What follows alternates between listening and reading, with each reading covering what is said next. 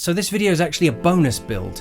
While I was arranging all the parts for the previous video that I did, the GMT Grand Seiko Diver, I came across this dial, this absolutely stunning vintage Seiko dial. And so I was looking online, a whole bunch of people do Datejust style builds all the time, they're very common. And so after seeing this dial, I wanted to do a really nice silver Datejust style build. Usually when I want to do a build like this, the first thing I'm thinking is, does Namoki have a case for that? Because I was already in contact with them anyway, so I thought, let's see what they've got in their store.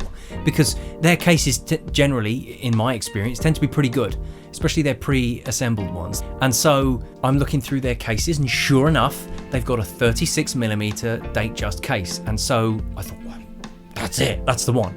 Let's go for it, with the Jubilee bracelet. And so I asked my contact at Namoki Mods, would you guys be willing to send this as well? I'd love to do another build with this dial. And they said, yeah. I was on the fence with whether or not I should go with baton style hands or Daytona style hands, because they had some Daytona style hands in their shop. But the Daytona hands were an absolute perfect choice for this because of the pinstripes on this dial, on the indices and the dial itself. So the parts for this build were all sent to me by Namoki Mods, with the exception of the dial. I bought the dial myself, but everything else was sent to me by Namoki Mods. So thank you again for these two collaborations that we've done. And I'm really glad that I ended up asking them for that, because this is a really nice Datejust case. I'm just going to say that right out of the get-go. It's nice quality, it's comfortable. I didn't have any issues with it whatsoever. It was a pleasure to build in, and it looks beautiful. So without further ado, I'm not going to do too much rambling on this. This was a simple build. I'll show you the full build log for this one, because everything went together nice and easy, and then we'll get into the conclusion. So these are the parts I'm going to use for this build. These are the hands, and this is the baton set, and this is the Daytona style hands that Namoki has. And I'm going to go with these. They've got a really nice black line going through the middle, and I think they're going to suit the dial for this watch very nicely. I'm going to use these two hands, this second hand, this beautiful vintage dial here, NH36, a Datejust style case with a fluted bezel. It's a 36mm case, and I went for the Jubilee bracelet. I won't get it out of here yet, but you can see that is a Jubilee style bracelet for this. Display Caseback, and they actually sent over a pre-cut stem for this, because I asked them if they could, based on these cases, if they had any measurements, so hopefully that fits. That'll make life easier for me. So let's get straight into the build. First things first, let's get the dial feet off this dial.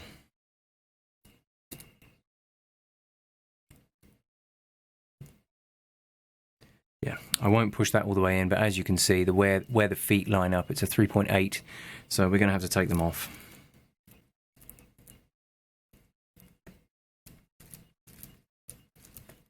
To get rid of the remnants of these dial feet here and here, I'm going to use my rotary tool here on the lowest speed with a little ball diamond tip drill bit to just file away those bits.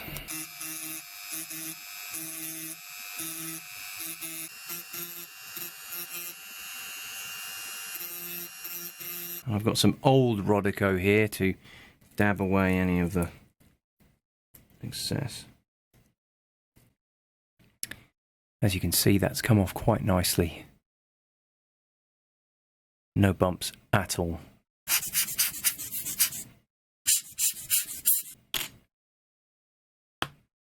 Time to put some dial dots on here. Cut 4 little bits there.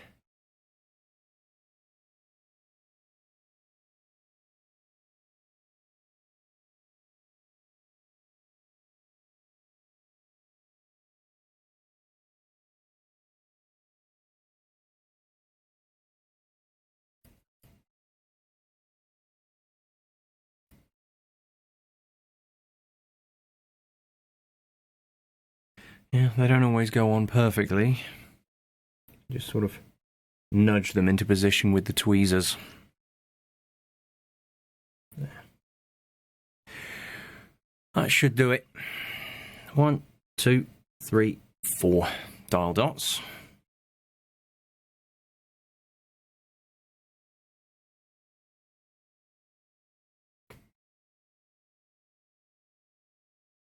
Come on. It's not quite centered, is it? Needs to be moved up. That looks right. How on earth did I get a grass stain on there? Must have been when I touched the goggles.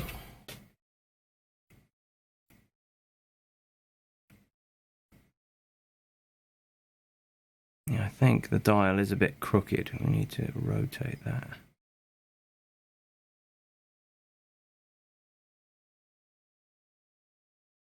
There's a little fibre under there on the 11. Good thing I checked that.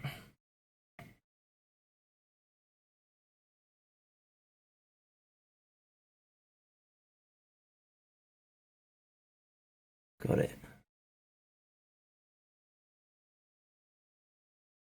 The date disc has some minor scuffs on it.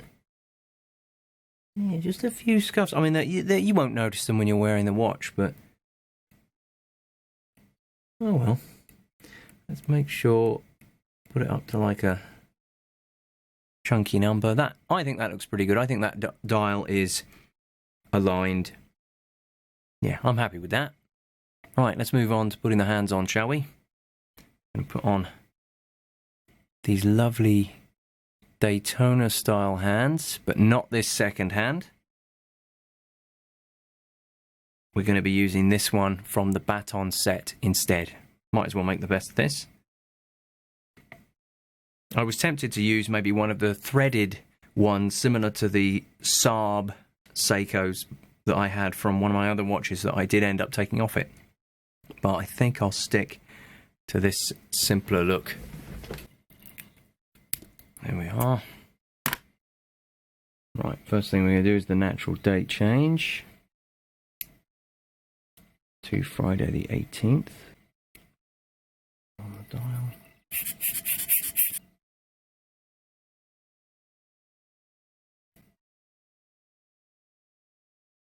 That'll do, that's aligned.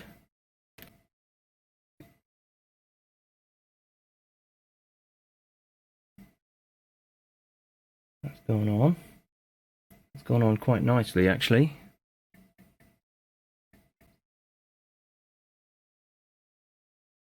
Amazing what a nice clean bit of Rodico does for it. Alright, let's get the minute hand on there next.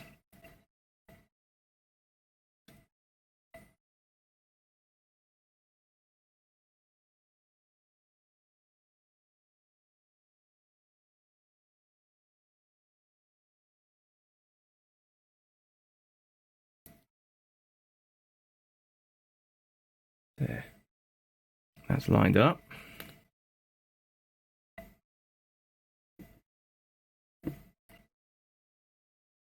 Good bit of spacing there.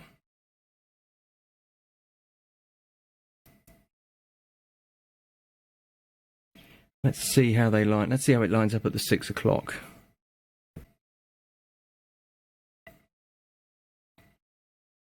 So, as you can see, it's slightly out of alignment. And that's not good. So, I'm going to hold this in place with one pegwood and nudge this with another to see if I can get it in alignment.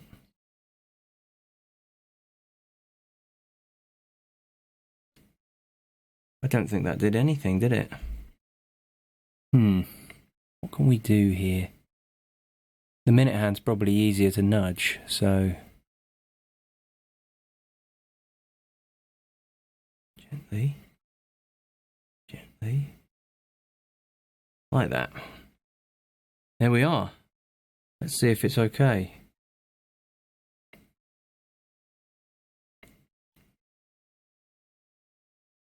Yeah, that's good. And let's check the alignment at 6 again. Yeah, so when in doubt, hold on to this just in case, and then just gently nudge the minute hand. And I used a piece of pegwood here that actually has a flat sort of top on it. And that's done it. That is alignment. Nicely readjusted. Right, let's get the second hand on there.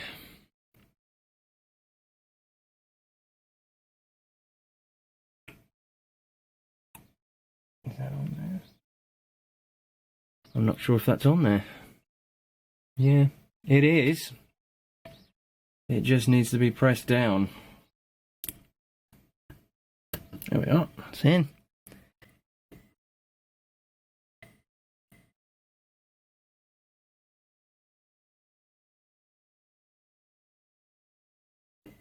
That's done it. That's on nice and straight now. And there it goes. Ticking away. I like that though, the length of this is just right. It just reaches these indexes on the minute track.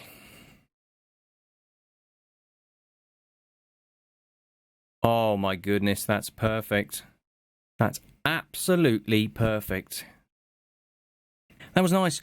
Had a little bit of a hiccup there with the hands needing to be realigned, which has made the date tick over just 5 minutes early, but, you know, other than that, they've gone on pretty good.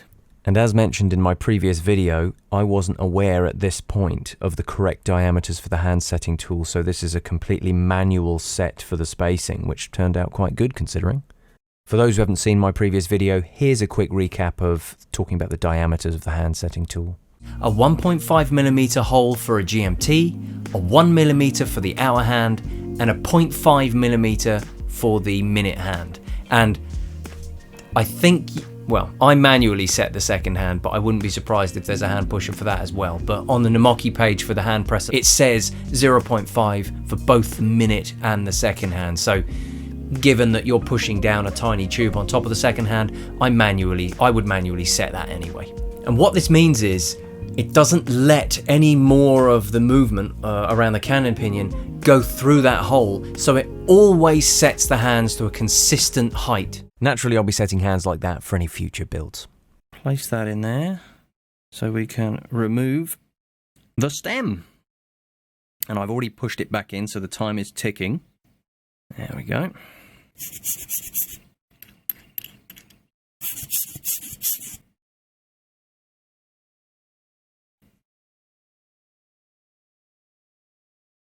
Let's make sure that is in, shall we? By using this. Because that's not quite in, is it? It's gone in on one side, but not the other. There we go. Gosh, that needed some convincing, didn't it? You hear that noise? Oh my gosh, that looks better than I thought. Oh my word. Look at that thing. That's a beautiful little watch. Alright, let's see if the crown that comes with this case and the stem that they've pre-cut and sent fits. Because if it does, that's going to save me so much time. That is on. Let's see.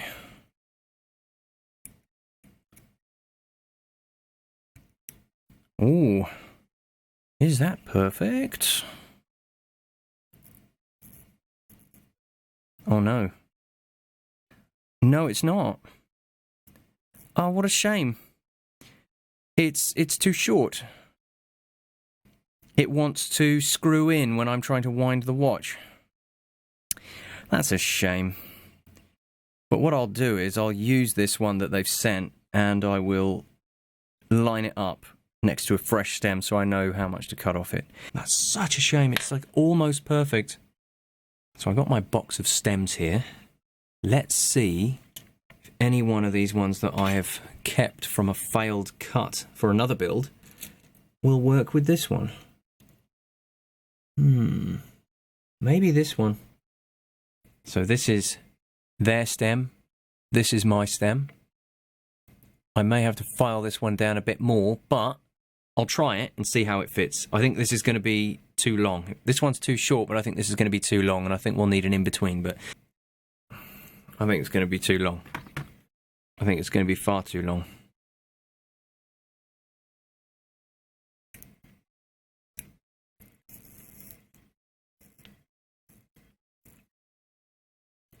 Yeah, it just needs a little bit more filed off of it. because that's very tight as well, so I need to shorten that a bit. But it saves me cutting a new stem, which, you know, that's why I keep my old stems, just in case something like this comes along. We'll just go at it for a bit.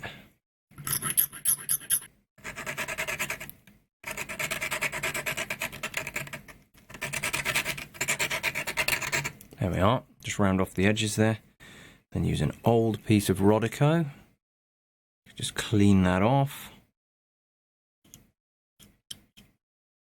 Now, unfortunately, this thing doesn't quite grip the stems tight enough, so I still have to hold them with a pair of pliers.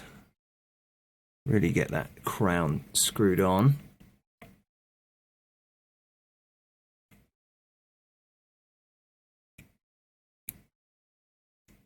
Okay, that's in. Winds the watch just fine. Does it screw in? That's pretty good. I think we've done it. Yeah, gosh, that is... I just can't get over how good that looks. The Daytona Style hands and that pinstriped vintage Seiko dial. Absolutely at home in this case. Wow.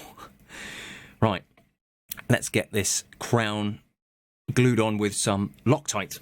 I'm so glad that I keep stems that I haven't cut to the right length, because they might fit another watch. I'm going to put that there and put just a little dab of Loctite on it. And I'll have to apologise, I did forget to measure the final length of the stem. Just a dab, just a dab. And then I'm just going to hold it tight, dip it in.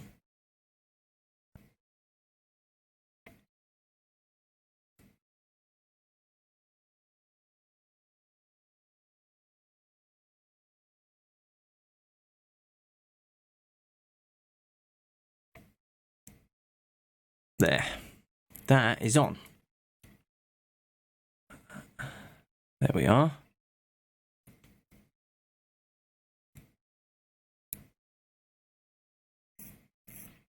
Yep, that winds the watch just fine.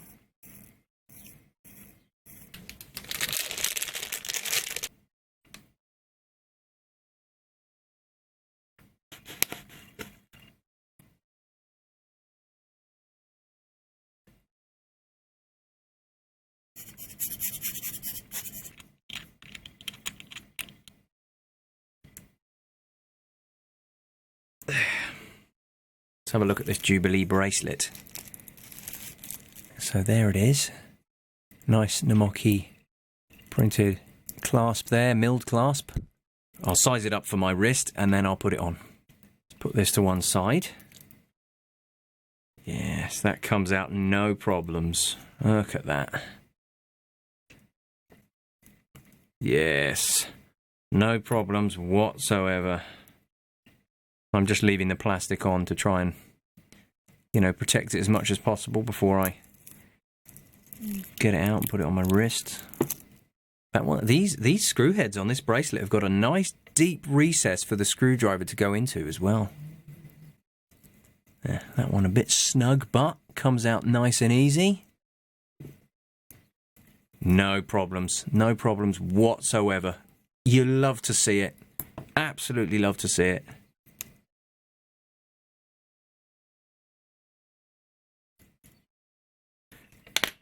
I know it's a simple thing, but really nice how easily those links were to take out. No issues with those screws. They came out and went in nice and smooth. So, let's get this onto the watch. The nice thing about a lighter coloured watch is that it's more difficult to see if there is any dust in there, so you care less.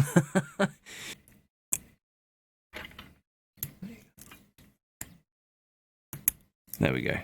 That's it. Oh, I love it when they just snap into place as well.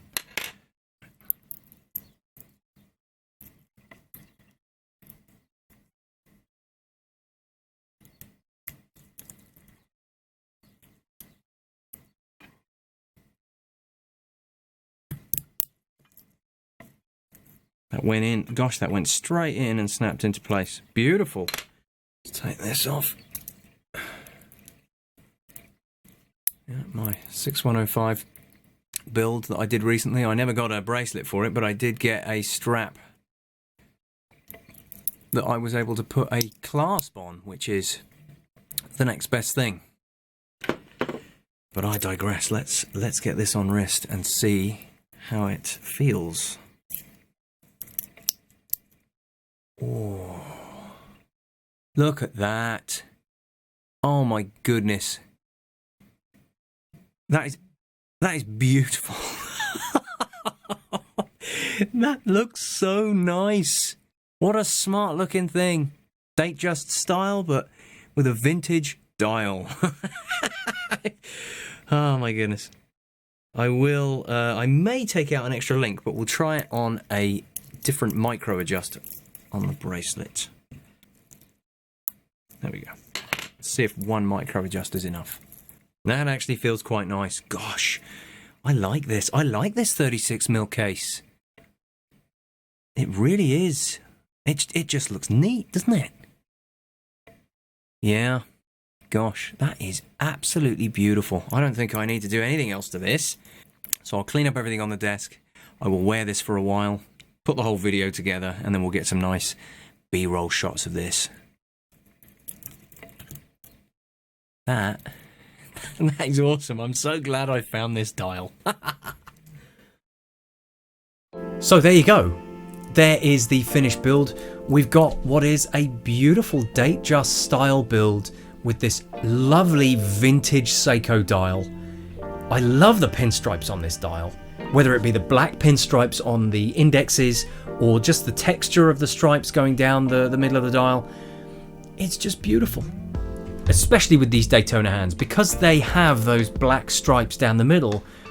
It's like they were made to go with this dial. Obviously, I know they're not. They're styled after Daytona watches, but they fit so well with the rest of this build, and it just looks fantastic. And of course, what can I say about the rest of it? You know, you've got those typical Datejust stylings, the nice fluted bezel, and the, you know, there's no chapter ring or anything in there, so everything hugs around that dial nicely. And then I opted for the Jubilee style bracelet opposed to the 3-link style bracelet. It's just really nice. And then of course I also went for the wide open low profile display caseback. I'm as I've said in many of my other videos, including the previous one, I'm a sucker for a display caseback. I like to have a look at the movement in there, even if it's not a fancy movement with all kinds of etchings and multicolored jewels and screws. Just being able to see the movement and to see that balance wheel ticking away, it's a treat for me. I like seeing the inner workings of the watch.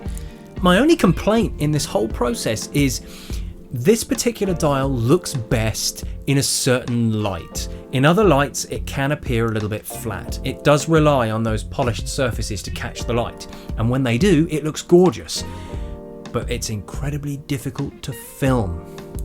The light that best shows this watch happens to be the exact angle that glares the lens, and so I struggled immensely to actually show off how good this watch looks on video because I just couldn't capture it at its best angle. It's a very smart looking build, and I'm really pleased with how this one turned out. It's beautiful, and I can almost read the tiny print on the bottom of this, but the pinstripes make it a little bit more difficult. But I will, in the description, with the list of the parts for this build, I will put what the dial is. So if you like the look of this dial and you want to do your own sort of silver Datejust, at least you might be able to find another one. I've been wanting to do a modern build with a vintage dial for ages. And the only thing that's disappointing is that this is a 3 o'clock crown, like the Datejust is, but it was a 3.8 dial. And so I had to take the dial feet off and then use dial dots, and obviously this would have been way easier and even better if I didn't have to do that, because I do think I've ever so slightly misaligned the dial. So honestly, it was so minor, it hasn't bothered me with this particular build. I've been enjoying it. It's just beautiful. I will put a list of all the parts and links in the description, affiliate links to Namoki's parts, so if you do buy from them, you'll get a little discount and I'll get a little something, so everybody wins there. So I like that model of it, because you can help out the channel and you're buying something that you want anyway. So anyway, I digress. I'm really pleased with how this build turned out. I hope that this video inspires you to build something similar if you have been keen on doing a Datejust build, because some of these vintage Seiko dials, even today, they're still absolutely stunning. They're timeless. So yeah, Thank you for watching. I hope you enjoyed it. God bless you, and I'll see you in the next one.